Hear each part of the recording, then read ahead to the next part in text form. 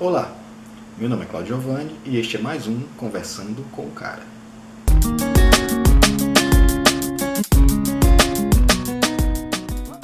No vídeo de hoje eu gostaria de falar com você um pouquinho mais sobre a questão do universo e da consciência. No vídeo anterior nós chegamos a falar da natureza fractal e holográfica do universo. Nós chegamos a comentar que o universo é repleto de consciência, desde um simples elétron até uma galáxia inteira, né? E que nós, como seres humanos, que fazemos parte do universo, também temos em nós essa característica, devido ao universo ser fractal, né, como foi explicado no vídeo anterior, nós também somos repletos de consciência. Então, eu quero explicar um pouquinho mais sobre a relação entre o universo e a consciência, entre a realidade e as consciências que nela vivem. O nosso universo, a nossa realidade, ela funciona como um sistema de feedback, de resposta, onde a consciência pensante, a consciência humana ou qualquer outra consciência, ela estimula a realidade e a realidade se manifesta de acordo com o estímulo recebido pela consciência. Já foi estudado há muito tempo pela física quântica que o observador ele tem papel crucial na realidade. O observador ele é parte importante para o resultado e o observador ele é crucial para a existência da realidade, ele é crucial para que as coisas aconteçam. Então a estrutura do universo ela é feita de átomos, e esses átomos são feitos de partículas subatômicas, né, em que você pode dividir essas partículas cada vez mais até chegar no limite, e esse limite é conhecido como vácuo quântico, né. Cientistas como Nassim Haramein, Greg Barden, Amit Goswami já falaram a respeito desse vácuo quântico, né. Não é uma novidade, né. Existem culturas, existem crenças, existem mitos a respeito do que seja isso, que chamam de outro nome. Algumas culturas chamam de éter, outras chamam de akasha, mas o vácuo quântico ele é um fato, né. Ele é algo que existe e que já foi inclusive fotografado no espaço vazio. Então, o que nós podemos falar sobre ele e qual a importância dele no universo e nesse sistema de resposta, esse sistema de feedback que rege toda a realidade.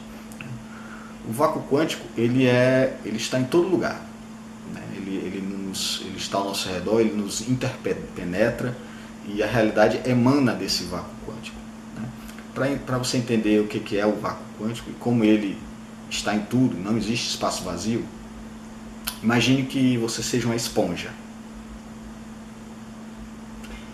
Imagine que você pega essa esponja e mergulhe num balde de água. O que vai acontecer? A esponja, né, devido à sua natureza porosa, ela vai começar a absorver a água e ela vai ficar numa situação onde ela tem água por todo ao redor e água dentro dela, né?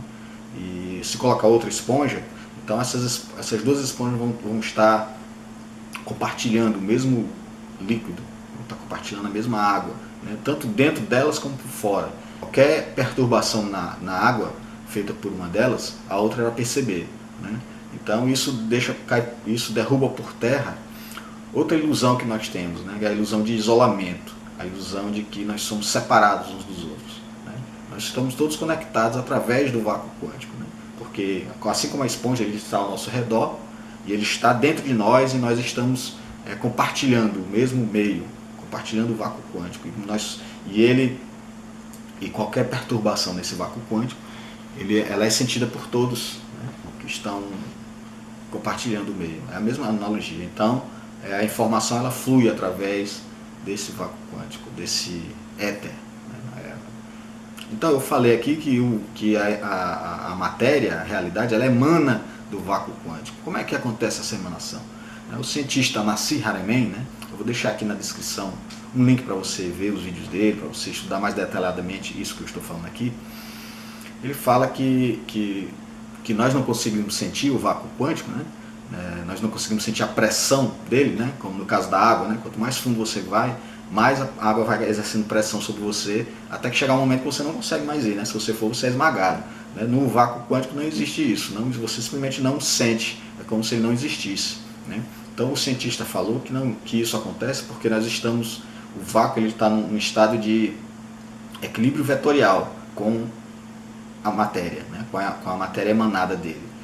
O que seria equilíbrio vetorial? Significa que todas as forças exercidas pela pressão do vácuo na realidade, todas essas forças se anulam mutuamente. Então é como se não existisse, você não consegue sentir porque as forças estão vetorialmente equilibradas. Todas se anulam umas às outras. Então como é que acontece essa emanação? Eu não sei se você se lembra no ensino fundamental, todos nós passamos por isso, todos nós aprendemos isso. Né? No ensino fundamental eles dizem que o universo está em expansão. Né? E aí eles dizem que o universo é como se fosse um balão com fichas na sua superfície, e à medida que o balão vai crescendo, as fichas que representam as galáxias vão se afastando umas das outras. Você se lembra disso? E tem inclusive um desenho muito característico em todos os livros que falam sobre essa teoria, que é um menino assoprando um balão, né? Ele assoprando aquele balão com as fichas, né? Representando o universo em expansão. O Nassir Haramein, ele fala que na época que foi ensinado isso para ele fez uma pergunta muito particular, muito peculiar a respeito. Né? Mostraram o desenho do menino assoprando o balão e ele perguntou: quem é esse cara? Ele não quis saber, ele não se preocupou em entender que o universo era um balão e que as galáxias seriam como as fichas, e à medida que o balão vai se expandindo, que seria o universo, as fichas vão se afastando. Ele se preocupou em perguntar quem era o cara que estava assoprando. Né? Mais tarde ele explicou por que isso. Porque, segundo as próprias leis de Newton, a cada ação existe uma reação oposta de igual intensidade. Então, se alguma coisa está se expandindo, em contrapartida, outra coisa tem que se contrair. No caso da figura do menino, o balão está se expandindo porque o pulmão dele está se contraindo. Né? Então, se o universo está se expandindo, o que é que está se contraindo em contrapartida? Percebe o problema? Então, Nassir Haramein se debruçou sobre esse problema e ele concluiu que o que se contraía era o vácuo quântico, o éter, o akasha, como você queira chamar. O vácuo se contraía e a realidade se expandia, a matéria se expandia. Né? Inclusive ele ele percebeu que existe um padrão de emanação da matéria, que seria uma figura toroidal. Né? Vou colocar aqui para você a imagem de uma figura toroidal. E ele concluiu que tudo na natureza, tudo no universo, se expande e emana seguindo este padrão toroidal. Se você pegar as hemácias do corpo, elas têm esse mesmo formato toroidal. Se você pegar uma maçã, ela possui esse mesmo padrão. Se você pegar o planeta Terra, ele segue esse padrão. Se você pegar o crescimento de uma árvore, segue o mesmo padrão. Até uma galáxia tem o mesmo padrão. Então ele bolou até uma figura, uma animação, mostrando como é que é esse padrão de expansão da realidade através do vácuo quântico. Né? E o que isso tem a ver com a consciência? Bom, eu falei no começo aqui que o vácuo quântico ele responde aos estímulos da consciência, ele responde aos estímulos da consciência durante a criação. No caso das nossas consciências, esse universo de feedback, esse universo de resposta, que cria a partir do vácuo quântico, ele funciona como um criador de situações para que a gente possa experimentar a realidade de acordo com os estímulos da consciência. Está meio complicado? É meio como aquela lei da atração que o pessoal fala, né?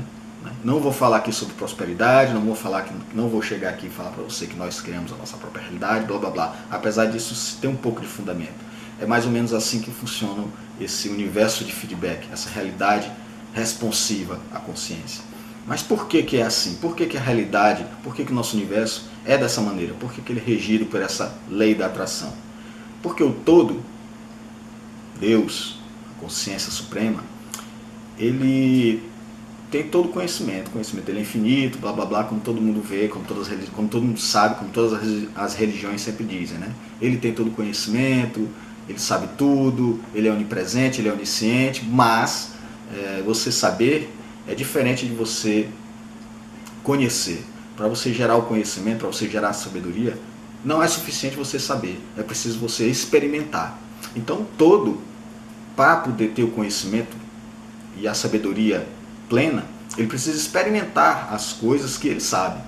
Então, na sua criação deste universo, existem situações, existem peculiaridades que ele sabe, porque foi ele que criou, mas que ele não conhece de fato. Então ele precisa experimentar para poder ter o conhecimento de fato. E ele experimenta através das suas centelhas, né? Das suas centelhas que somos nós, que é o cara, como eu falei no primeiro vídeo, né? Que a centelha divina é o que eu chamo de cara. Então é através da centelha divina que ele experimenta, né? Que ele coloca em prática aquele conhecimento, aquele saber dele, que ele coloca em prática a teoria, né? Digamos assim. Então, é por isso que o universo responde aos estímulos da consciência, porque o Criador ele sente necessidade de experimentar uma situação, uma realidade nova, então ele manda então ele envia uma centelha para o universo, né? Para o nosso universo físico, e essa centelha vai estimular a realidade a criar aquela situação que o todo necessita para aprender e que a própria centelha necessita para aprender. Então, na lei da atração, né, às vezes quando na maioria das vezes não dá certo, é porque esse fator é ignorado pelas pessoas. As pessoas e os gurus, né, que falam a respeito disso, eles ignoram que a realidade ela recebe um estímulo para ser criada através da consciência, mas não apenas a consciência do personagem, né? Como eu falei no vídeo anterior, que nós estamos agora interpretando um personagem. Eu estou Cláudio, eu não sou o Cláudio, eu estou interpretando. Antes de interpretar este personagem, eu era alguma coisa diferente, né? Existe uma gama de vidas anteriores, de experiências anteriores a este personagem que não são levadas em consideração pela maioria das pessoas. Então, e existe, além disso, ainda existe o cara, ainda existe a consciência divina, a centelha divina, que comanda essa criação da realidade. Então, é por isso que nem sempre a lei da atração dá certo para as pessoas, porque essa outra parte, que é a parte maior, que é a parte mais relevante, é ignorada. Então o cara fica querendo criar prosperidade, atrair prosperidade, atrair um relacionamento perfeito e não consegue, aí acha, não, porque essa lei, isso é furado, isso não existe. Não existe, mas de repente existem outros propósitos para ele, outros propósitos para a sua vida, que já foram planejados pela consciência divina, foram planejados pela centelha, foram planejados pelo cara, e que vão de encontro a esse desejo temporal da personagem, né? Deixa eu explicar um pouquinho melhor para você. Antes de nós, a cada vida que nós experimentamos, a cada vez que nós imergimos neste universo, nós fazemos todo o planejamento do que nós pretendemos com esta nova existência que teremos aqui.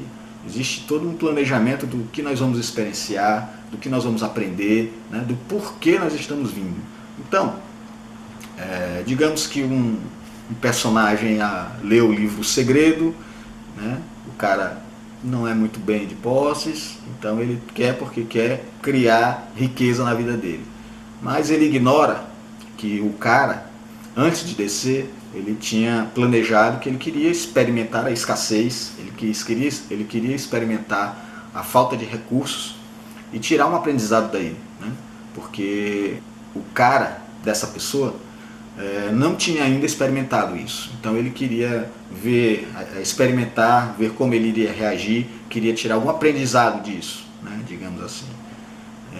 E aí o personagem que ignora tudo isso vai tentar atrair riqueza e não consegue, né? Aí no final das contas ele vai acabar achando que a lei da atração não funciona. Mas na verdade não é isso. Na verdade é que ele ainda não compreendeu qual é o aprendizado que o seu cara quer tirar disso e está lutando em vão, em vez de ele tentar abraçar esse propósito e cumprir a agenda da sua centelha divina, que é o aprendizado que ele quer tirar da escassez.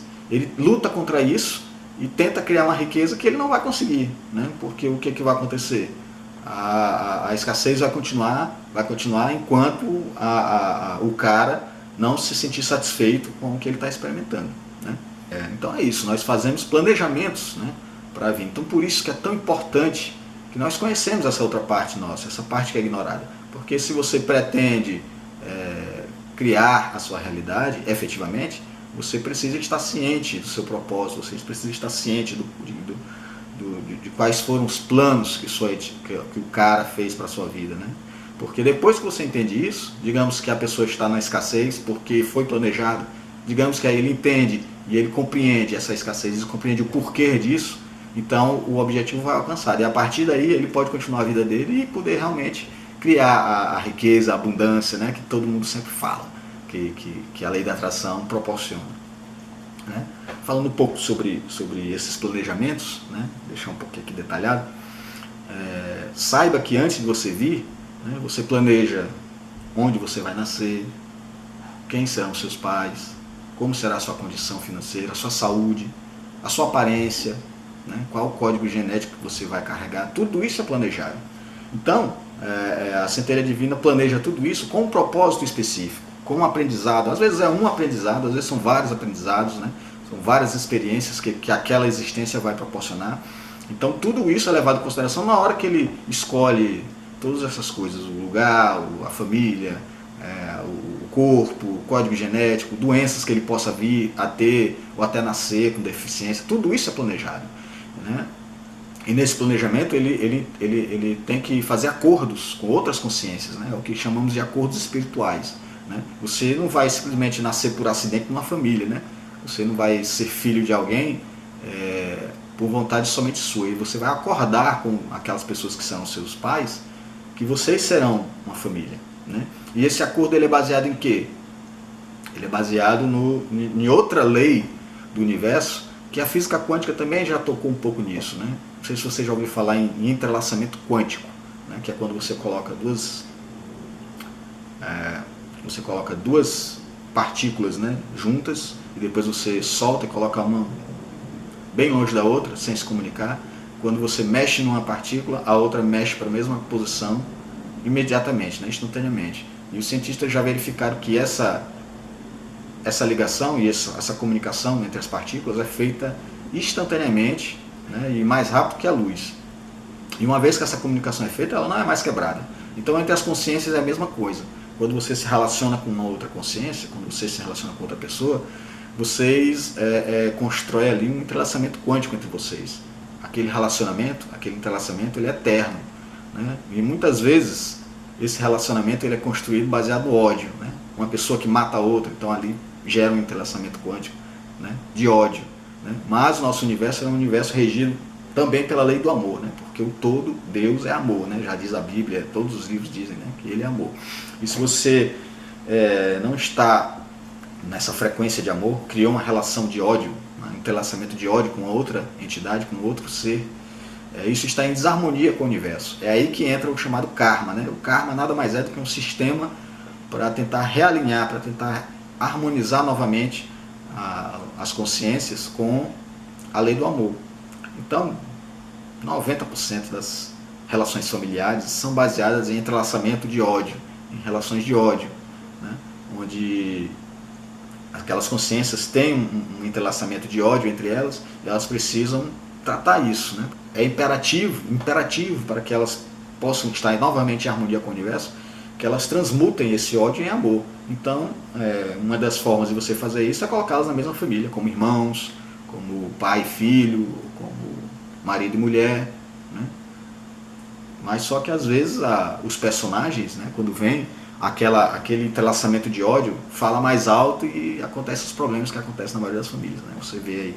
A gente vê aí que a maioria dos nossos problemas de relacionamento são familiares, né? Por causa disso, né? Porque existe essa batalha para tentar transmutar o ódio em amor. E quando isso não acontece em uma vida, né, o cara que é eterno, ele não tem pressa, né? O tempo para ele é relevante. O que ele faz? Tenta novamente. Chega lá em cima de novo, né, na dimensão espiritual, novamente. Né? Vamos aqui, ó, não deu certo, não conseguimos, né? Os personagens acabaram suas vidas se odiando ainda, né? Estamos ainda em desarmonia com o todo, com o universo. Vamos mais uma vez, né? Chega a extremos de colocar como irmãos siameses, né? Irmãos siameses nada mais é do que o extremo, rapaz. Já colocamos como irmão, já colocamos como pai e mãe, nada desses dois largarem o ódio e passarem a se amar. Então vamos botar aqui um grudado no outro para ver se finalmente esses dois cabos vão se amar, né? Então é assim, existe todo um planejamento, existem acordos, né? E existem situações, né, que as pessoas, que os seres planejam para que quando eles venham, eles experimentem. Então por isso que o universo é um universo de feedback. Porque como é que eu iria planejar uma existência se não fosse garantido que eu teria aquelas experiências que eu estou planejando, né? Então, se eu quero experimentar sofrimento, se eu quero experimentar pobreza, eu tenho que ir para um universo onde eu vou conseguir emanar essas situações, eu vou conseguir criar essas situações em minha vida. Então, eu posso muito bem nascer na África, né? Ali, nascer na África, provavelmente eu vou nascer pobre, mas nada impediria de que eu saísse de lá, fosse adotado por uma família rica, né? Em situações, mas se o ser escolheu nascer ali e viver a vida inteira dele na pobreza, porque ele queria ter um aprendizado daquilo ali, ele vai viver, ele vai criar aquela realidade. Da mesma forma, um ser poderia escolher nascer na África e ser adotado, né? Ele experimentar ali os primeiros anos de pobreza, de escassez, né? E gerar alguns traumas na consciência dele, depois ele ser adotado por uma família europeia, por exemplo, que vai lhe dar tudo de bom e de melhor, e ele quer experimentar essa situação e ver como, né, o que isso vai trazer de informação, de conhecimento para ele, né? Tudo é possível, né? Imagine se todas as vidas sucessivas, né, isso se você acredita que existem vidas sucessivas, eu acredito, né, tudo isso é baseado nisso. Se você sempre viesse da mesma maneira, sempre viesse rico, sempre nascesse numa família rica, muito dinheiro e tal, qual seria o desafio, qual seria o aprendizado? Então o ser, ele quer aprender, então ele vem de maneiras diversas, ele vem de toda situação, ele vem com problemas físicos, ele vem bonito, ele vem feio, porque ele quer experimentar, ele quer ter todos os pontos de vista, né? Então, fechando o assunto, o universo é um universo de feedback, um universo de resposta, ele responde aos estímulos da consciência por isso, porque o todo quer experimentar situações no universo criado, e para isso ele usa as suas centelhas, ele usa as suas centelhas divinas. E as centelhas divinas, para que elas mergulhem nessa realidade, elas precisam criar um personagem, né? E esse personagem precisa ter um corpo e tudo. Então, aí elas precisam fazer todo um planejamento, fazer acordos para poder experimentar aquilo que elas vieram para aprender. Ok? Então é isso. A minha dica de hoje é que se você está buscando usar a lei da atração, que primeiro você conheça a si mesmo, né? Já diz o ditado grego: conhece-te a ti mesmo e conhecerás o universo e os deuses. Para que você faça um uso efetivo desta característica do universo, de ser um universo de resposta e de criar a sua realidade a partir deste universo, você precisa conhecer os seus propósitos, você precisa estar em comunhão com a sua centelha divina, estar em comunhão com o cara. Então, eu vou deixar para você hoje um exercício que seria o básico do básico da meditação, né? Porque é através da meditação que nós entramos em contato com a nossa centelha divina. É através da meditação que você pode conversar com o cara, né? Então, qual é a dica de hoje de meditação? Meditação é basicamente acalmar a mente, para que você possa ouvir, né? Em vez de só falar, né? Que nós passamos 24 horas do dia, não, 12 horas do dia, só falando na cabeça, né? A cabeça o tempo todo blá blá blá blá blá blá blá blá, não se cala um minuto. Então se ela não se cala um minuto, é o tempo todo falando, nós estamos pensando o tempo inteiro enquanto estamos acordados, não sobra espaço para ouvir. Então nós não conseguimos ouvir o que o cara tem para nos dizer, né? O princípio básico da meditação e da conversa com o cara é esse: é você acalmar a sua mente desperta, acalmar a sua mente, para que você passe então a ouvir a voz do cara. Então qual é o exercício de hoje de meditação? É você relaxar, ficar bem relaxado, pode ser sentado, pode ser deitado, fechar os olhos, respirar e começar a prestar atenção na sua respiração, no ritmo da respiração. Tentar não pensar em nada mais, se concentrar no ritmo da respiração. Se você tiver algum aparelho que faça um som ritmado, né, como um métrono, tac, tac, tac, tac, também funciona, mas nem todo mundo tem. Então, o ritmo da respiração ele é bom para você se concentrar nele e tentar, né? Porque na primeira vez você não vai conseguir, provavelmente, acalmar a mente, silenciar a mente, né? Enquanto você vai estar se concentrando nisso, você vai ouvir a mente, né? Aqui e acolá vai estar vagando, né? Um pensamento, vem uma música, blá blá blá, blá blá blá, uma situação, lembrando, você procura voltar, concentrar na respiração. Fugiu de novo, volta, concentra na respiração, até a mente se acalmar. Quando a mente se acalmar, você fica prestando atenção, né, ao que ela vai dizer. Né? No começo vai ser aquele blá blá blá, depois aquele blá blá blá vai cedendo, né, quando você começar a fazer isso de forma mais efetiva, o blá blá blá vai cedendo e você vai começar a ouvir a voz do cara. Né? Virão pensamentos diferentes, né? Pensamentos mais lúcidos. Né? E aí você, quando começar a sentir esses pensamentos mais lúcidos, você começa a fazer perguntas. Você pode fazer perguntas, né, sobre qualquer coisa que o cara vai lhe responder. Né?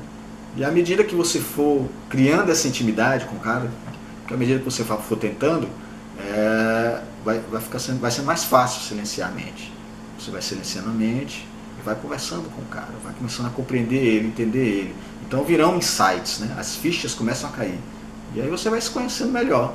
E aí você vai poder interagir melhor com a realidade. Você vai poder criar situações melhores para a sua vida. Ok? Então o vídeo está ficando um pouco longo hoje, mas eu acho que valeu a pena.